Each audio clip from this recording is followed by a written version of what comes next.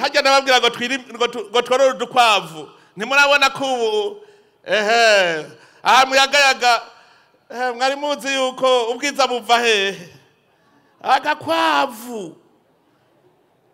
mbe murazi yuko ushoye inkwavu 100 umuriyoni ubu ufise murabizi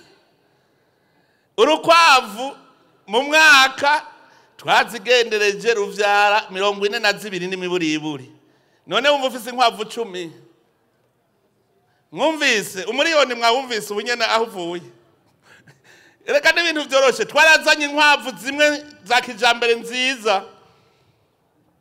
dushaka kuzokwiragiza mu mihana uwo n'umugambi nawo kugira abantu baronka amahera tuzozikwiragiza turaca ariko turazigwiza nagenda nabwire ko ikigo ca mbere kihari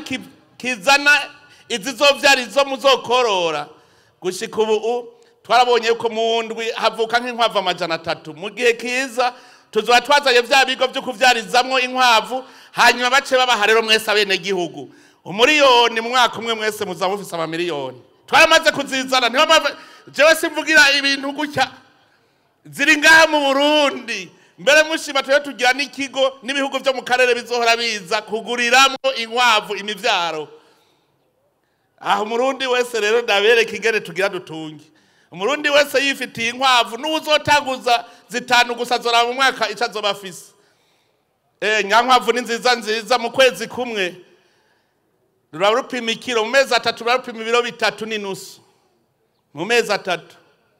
ni inkwavu twazanye za kijambere tugira tuberekerere ingene torora kijambere kandi utagowe n'umufonctionnaire hajya mu rugo acagira akantu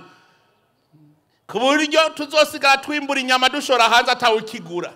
kuko iwawe uzobuzifise uje kugura ivyo ufise abaduce rushora hanze ya mahera turiko turarondera azoheza aboneke